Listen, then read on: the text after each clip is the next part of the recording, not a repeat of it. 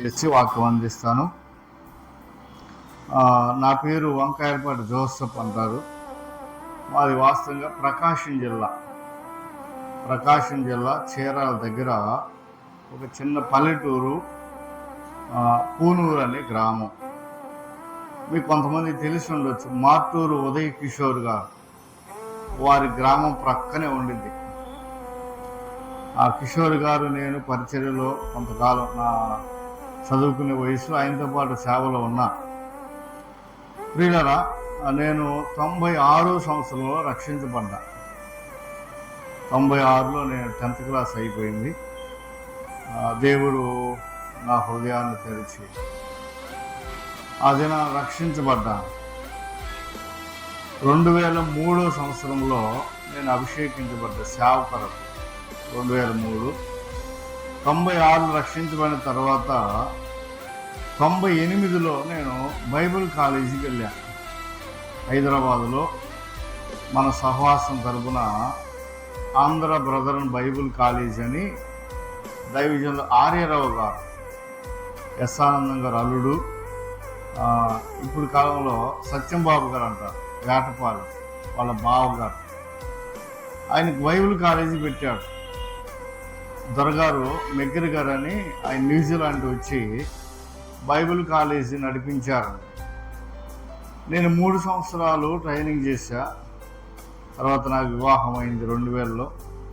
2003లో సేవకులకు అభిషేకించబడ్డా.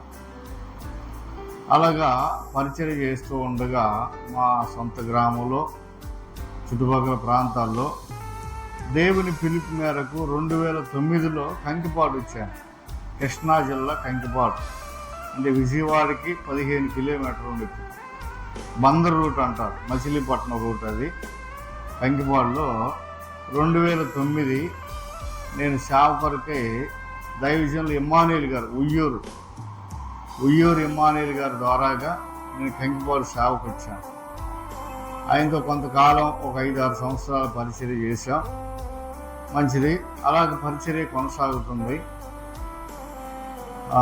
2020లో అనుకుంటా ఈ ప్రేయర్ పెట్టారు, కాన్ఫరెన్స్ కాలని కర్నూలు విజయనాథరావు గారు స్టార్ట్ చేశారు.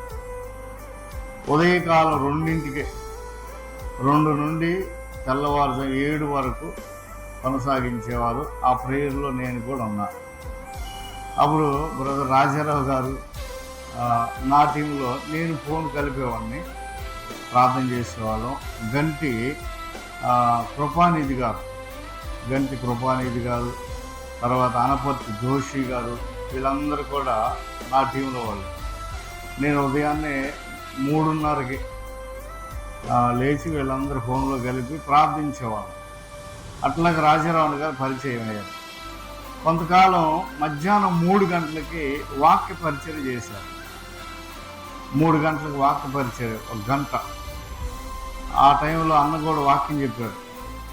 మంచి అనుభవం కలిగిన దైవజనులు. మరి వారి మధ్య నేను చెప్పటం బాగున్నదేమో. రాజారావు గారు మంచి పేరు కలిగిన వారు, అనుభవం ఉంది. 2 సంవత్సరాల క్రితం గంటిలో మేము 2 దినాలు సభలు పెట్టారు కృపానిధి గారు. ఆ సభల్లో అన్నగారు వాక్యం చెప్పారు. నేను, తర్వాత పైన కృపానందం గారు, పేరు ఉంది కదా, కృపానందం గారు, ఆ అన్నగారు కూడా సభల్లో వాక్యం చెప్పారు. నేను వాక్యం చెప్పాను, అన్నగారు, అట్లాగే ఒక 4 2 రోజులు వాక్యం చెప్పాను. అప్పటి నుంచి మరి అన్నగారు మేమంతా పరిచయం, కలిసి సహవాసం చేస్తూ ఉంటాం, ఫోన్లు చేస్తూ ఉంటాం. 2023లో నాకు యాక్సిడెంట్ అయింది. నేను కంకిపాడు నుంచి గుడివాడ పరిచర్యకి వెళ్తున్నాను. బండి స్కిడ్ అయిపోయి కింద పడిపోయి బస్సు కింద పడ్డా. హెల్మెట్ ఉంది, అదే దేవుని కృప. ఎవరో ఒక బ్రదరు దారిని వెళ్ళాయన నన్ను పరామర్శించి, బస్సులో ఉన్నారు కానీ 70 మంది, ఎవరు నన్ను పట్టించుకోలే. ఇది చచ్చిపోయాడు అనుకున్నారు. వాస్తవంగా నా పరిస్థితి కూడా అలాగే ఉందంట. ఓ బ్రదరు బండి మీద వెళ్తా ఆగి చూసి ఆయన నన్ను పరామర్శించి నన్ను ఆ దారిలో కారు వెళ్తుంటే కారు ఎక్కించుకొని హాస్పిటల్కి తీసుకెళ్ళారు. ఆ రోజు సండే, ఆదివారం.